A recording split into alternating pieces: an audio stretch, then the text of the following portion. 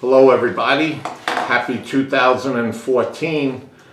Lou and I were talking about some world affairs, enjoying some of the finest cognac that they make in the world, thanks to President Obama putting $80 billion into the stock exchange every month. Stuff is good. We're doing very well. We did very well in 2013.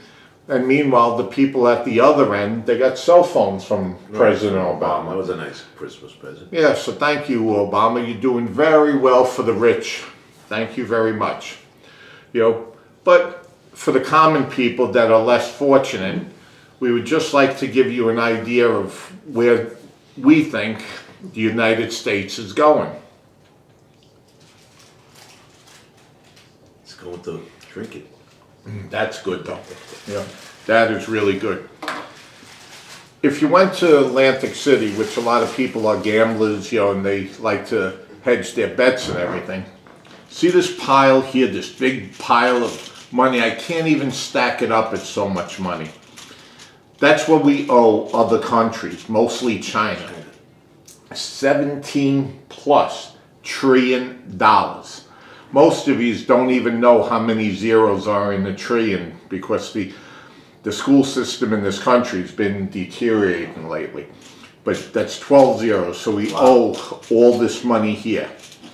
Now see this small stack of 4 things?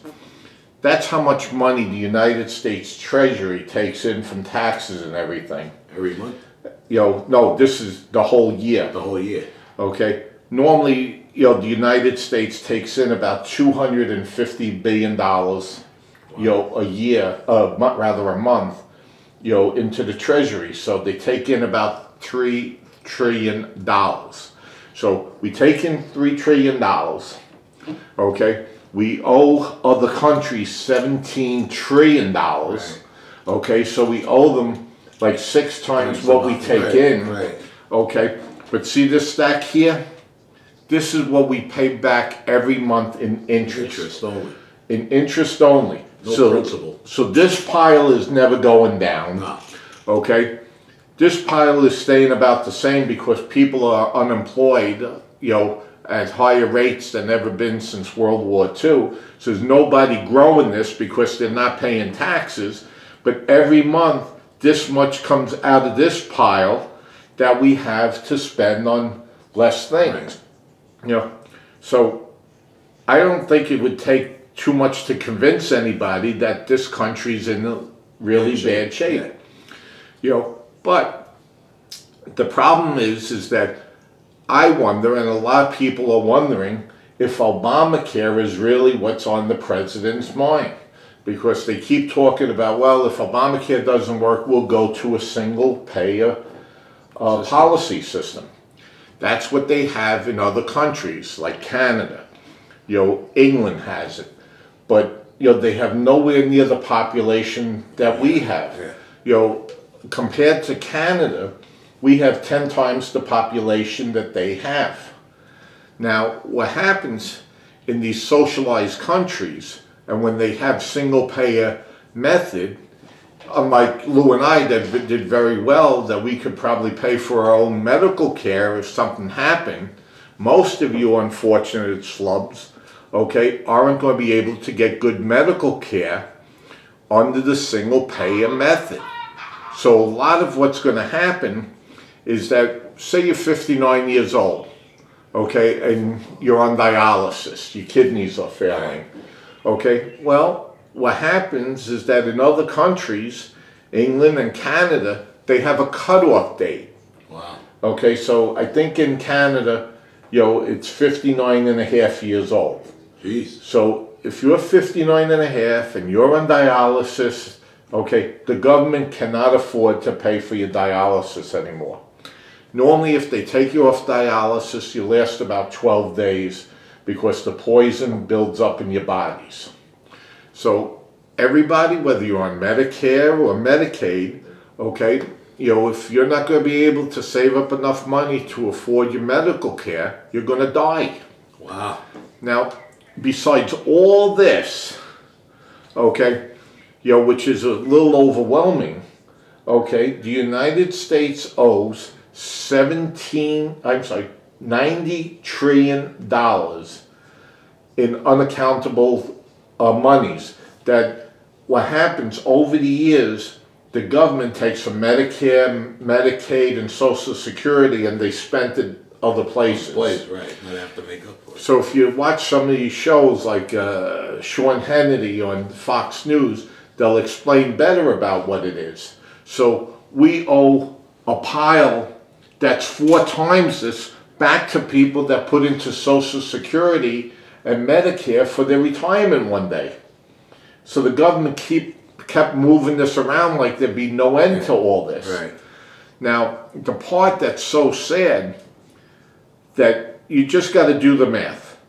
Okay, if everybody pays into taxes and everything, and we can't afford premium medical care and everything like your parents enjoyed and my parents enjoyed, okay, when the Social Security was developed, it figured that you would retire when you're 65, but the percentage of people died by the time they were 70 years old.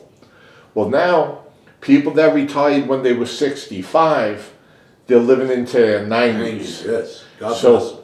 So from a financial point, they're a burden on the system. Right. So if you go to a single payer method, okay, what is going to happen to the elderly people? All of our parents, people a little older than us, the government is going to let them die by not paying for their medical care. Right. That's the only thing that makes any type of sense financially. Okay, for the United States to get out of the hole they're in without everybody working, okay, is to have the elderly people die off earlier. This way you don't give them Social Security, yeah. They don't get their medical benefits, sure. So they paid in all their lives, okay, and we'll just let them, go to a single payer method, and they'll die off sooner so that there'll be less of a burden on the federal government. Is that what you want for your family?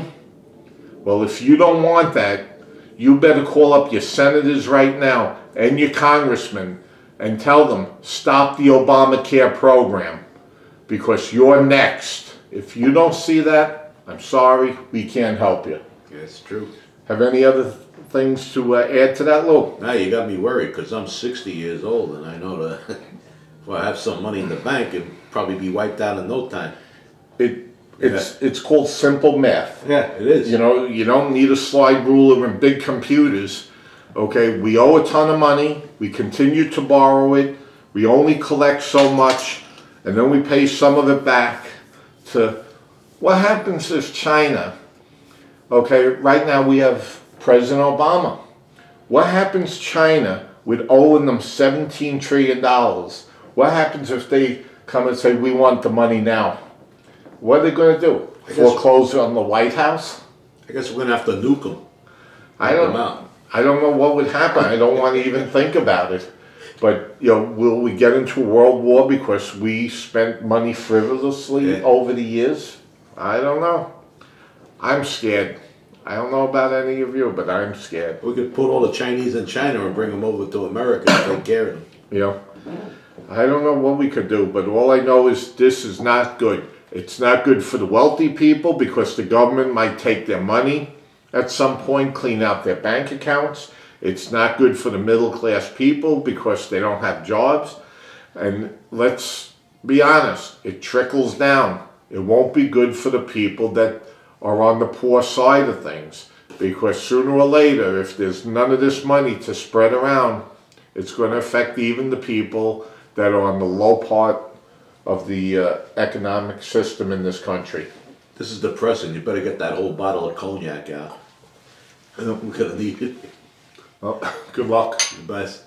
Good luck for 2014. Bye now.